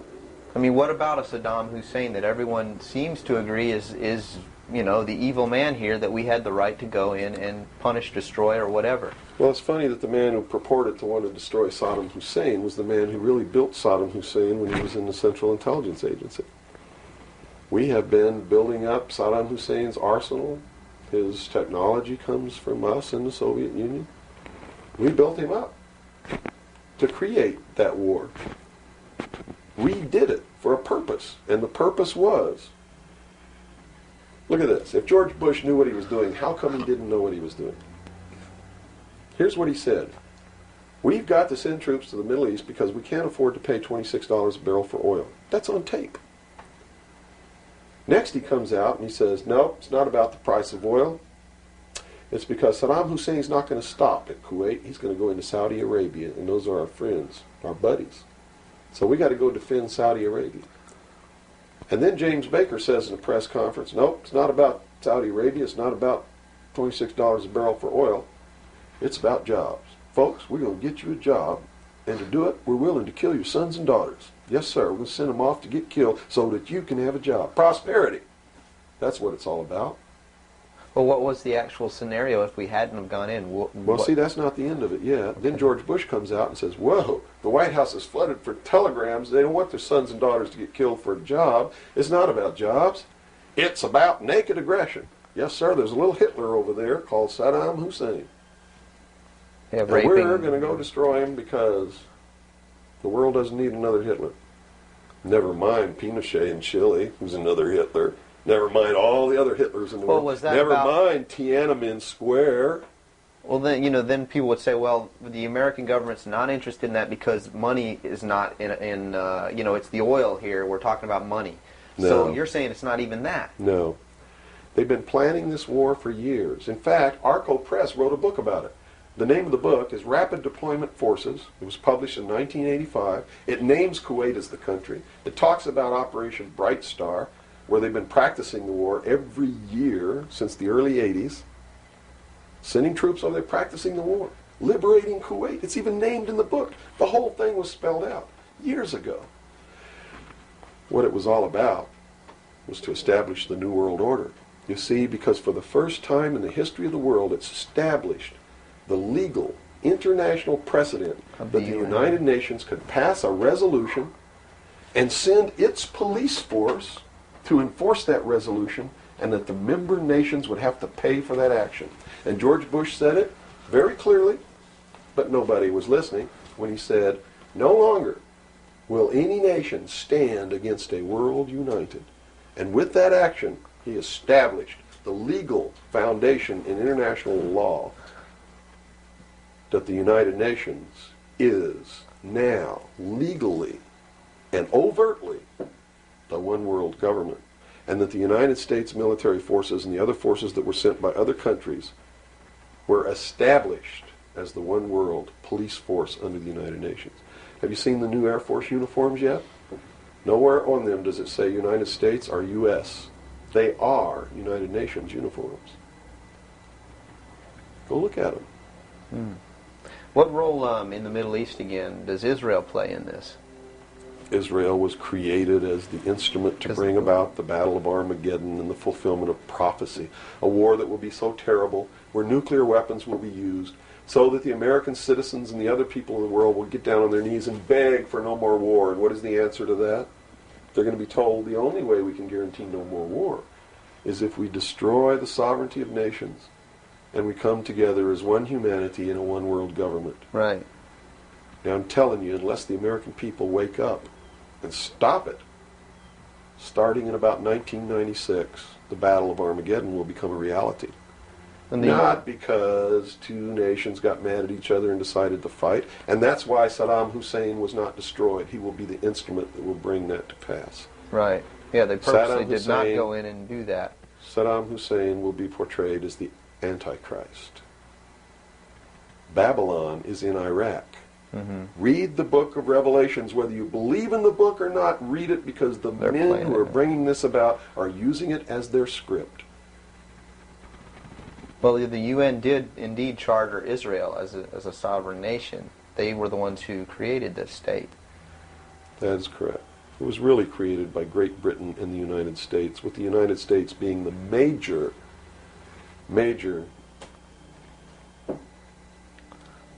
instigant.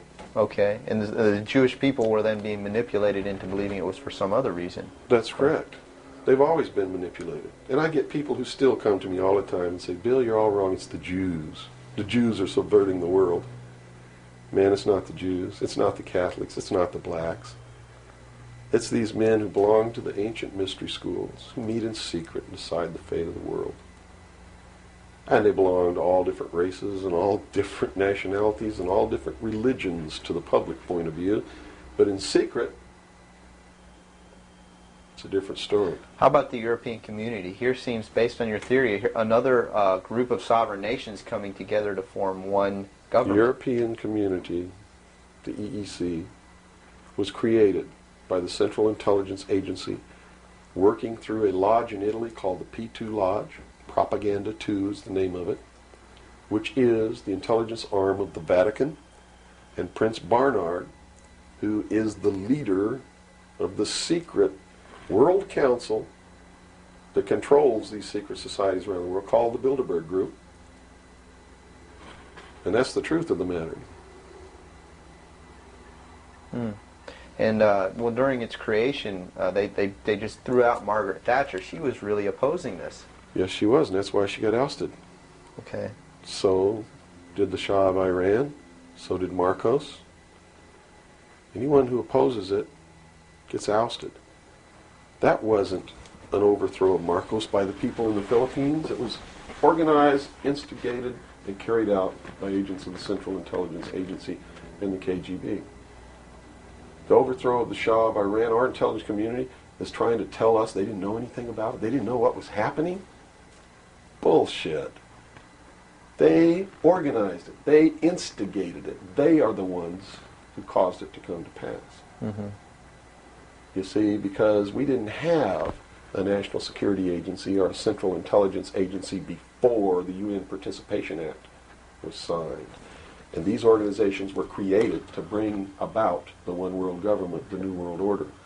And it had to be done in a manner that the people would not know that it was being done, and the only way they could do that was hide it behind the veil of national security. And the Cold War was a manipulation maintained to bleed the people of tax dollars to fund the creation of the police force of the New World Order, which is the Army, Navy, and Air Force and Marines of the United States and the Soviet Union. And the people didn't rise up in the Soviet Union and overthrow communism. It came from the top down because it had to be done. There has to be a bringing to the same level of all the peoples of the world to approximately the same political viewpoint, so there's not big disparity in order to be able to justify the merger of all these countries together. Well, who now is ruling the forces of the former Soviet Union? You have Yeltsin in now. As Gorbachev supposedly went down, but we're not sure about that. Well, let me tell you this. From the beginning, there was never any war between the United States and the Soviet Union. It was created by those at the top to fund the New World Order and the New World Order's police force. At the highest levels of all countries, they all belong to the same club. And we, the people, sit back and we watch this grand drama which is being played out for our benefit, not theirs. If it wasn't for us, they wouldn't even have to do any of this. But you see, they just can't come out and destroy all of us because they need slaves. They need people to make their shoes and make their cars and mine the ore. They need worker bees, and that's what we are. In the New World Order, we will be the worker bees, the slaves. So the Orwellian view of the vision of the future wasn't too far off based on this scenario. George Orwell was just like me. He was a low-level member of British intelligence who was appointed to a position high enough where he saw the same documents that I saw. And he tried to warn the world just like I'm trying to warn the world, only he wasn't willing to take the risk that I'm willing to take. So he wrote it in a book called 1984 and spelled out exactly what's coming as a warning to the people of the world, as a work of fiction. But you notice that that work of fiction really stirred people up because they knew that it wasn't fiction. In their heart of hearts, everyone who's read that book knows that it's coming. It's a possibility. Most people won't recognize it overtly or publicly, because then, if they recognize it, they have to be responsible to do something about it, and that's what every one of you have been resisting all your life, is being responsible to do something about it, to get involved. That's why you'll walk away from a girl being raped on the street by a gang of thugs rather than go and try to help her. And I'm not talking to all of you. I know there's some of you out there just like me, but most of you are just exactly what I've just described. Most people are no better than animals who do not have intelligence because they don't use their intelligence. And to these men who control things behind the scenes, you are stakes on the table by choice and consent, and will always be ruled and manipulated and enslaved by people who do use their brains. As long as we're debunking some myths, because it's putting pieces of this puzzle together, I think, for a lot of people that may be watching. The hostage situation in Iran that got Carter out of office, is this another orchestration? And if so, how does it fit into the October surprise is no myth. There was a deal made. There was a deal made at the highest levels to keep the hostages until after Reagan was elected. Do you really believe that it was an accident, that it was a coincidence, that 30 minutes after Ronald Reagan was sworn in, took his oath of office, the hostages were released? Did they want Carter out? Are you really that naive? I can't believe it. Did they want Carter out? Yes, they wanted Carter out. They wanted Carter out. He wouldn't play by the rules? Or what was I don't know why they wanted him out, but they wanted him out. Carter was ineffective. He did not have the support of all the American people. They need people who can manipulate the American people so that they have their support.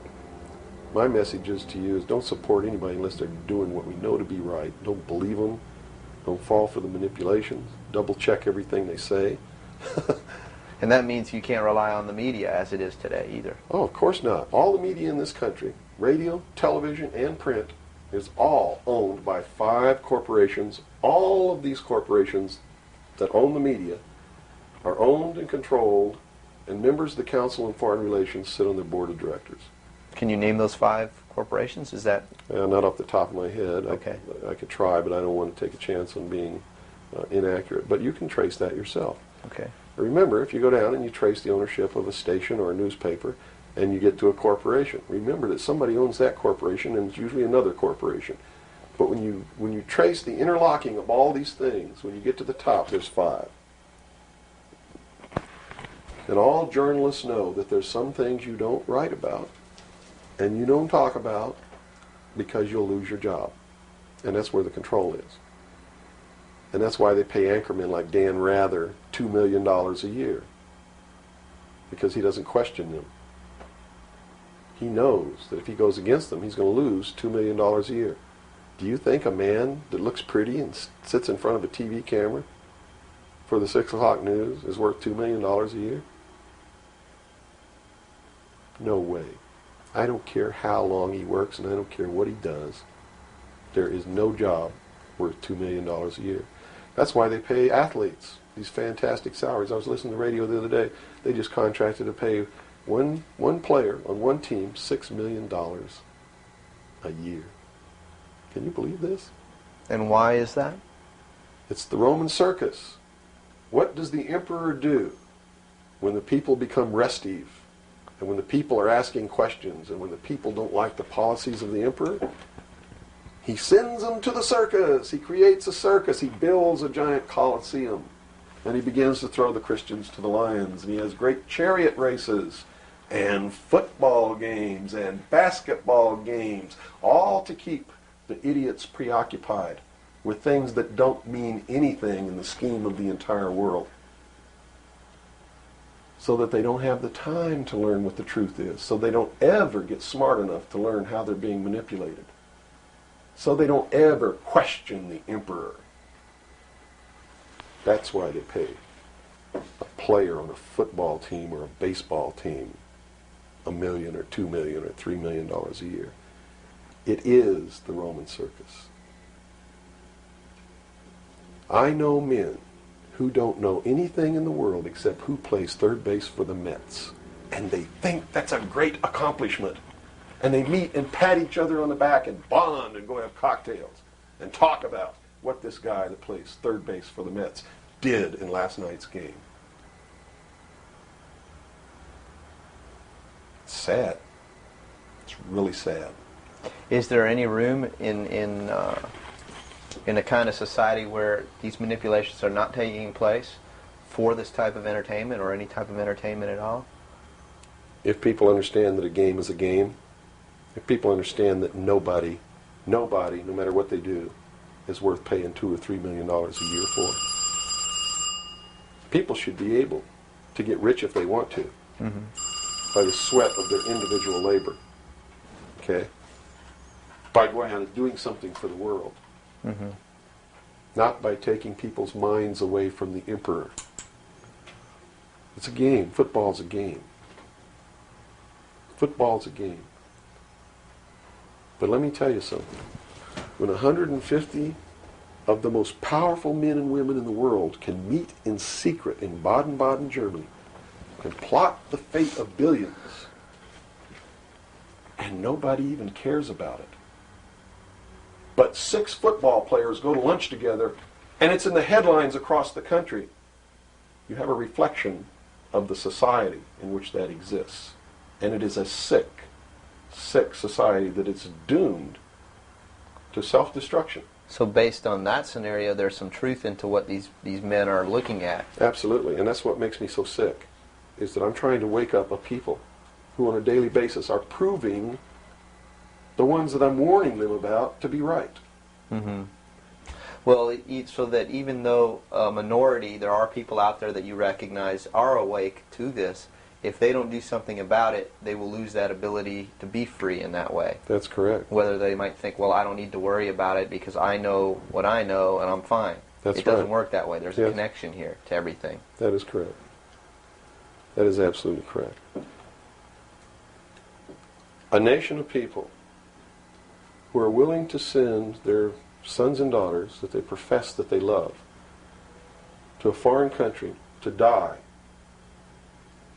and they use the excuse to themselves that they're sending them off to defend our country, and they know damn well that's a lie, are doomed. It's funny. There's a parable. You said Ben Franklin earlier was even a part of this. Yes.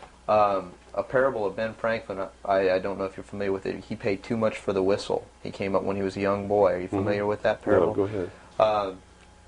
When he was a young boy, he was given an allowance, and it was a decent amount of allowance, and he was going to the store to get a toy. He was very excited about that, and along the way he met some boys who had this whistle, and he saw that, and he saw the little boys blowing this whistle, and he thought, wow, the greatest whistle, this is the greatest toy. He really wanted this thing.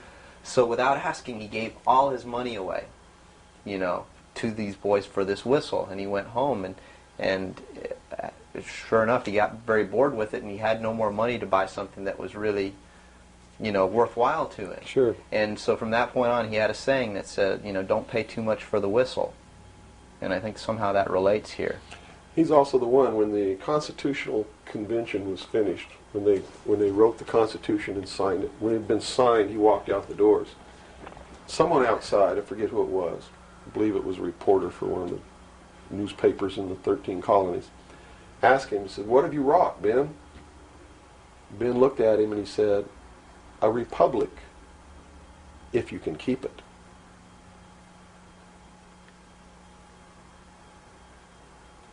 He knew. He did.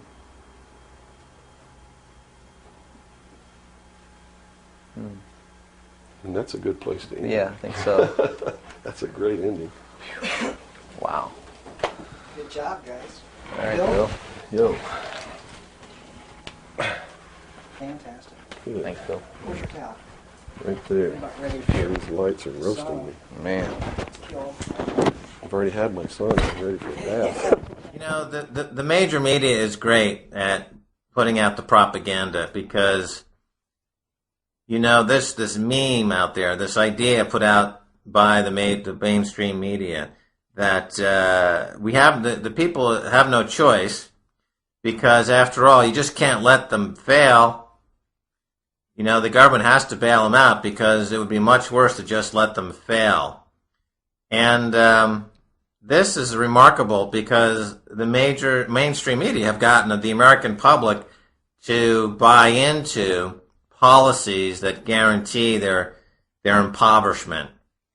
And it's just a testament to the triumph of mainstream media to push out any dissenting voice or any debate or any kind of public service that you would think would be inherently obligatory for a public airwave to adhere to. They've been, the public airwaves, which started out as a public utility more or less, have been, of course, co-opted by the corporate agenda, and now serve purely at the behest of the propaganda meisters in Washington and in the banking system, who put out these ridiculous, these ludicrous ideas that, we just can't let them fail.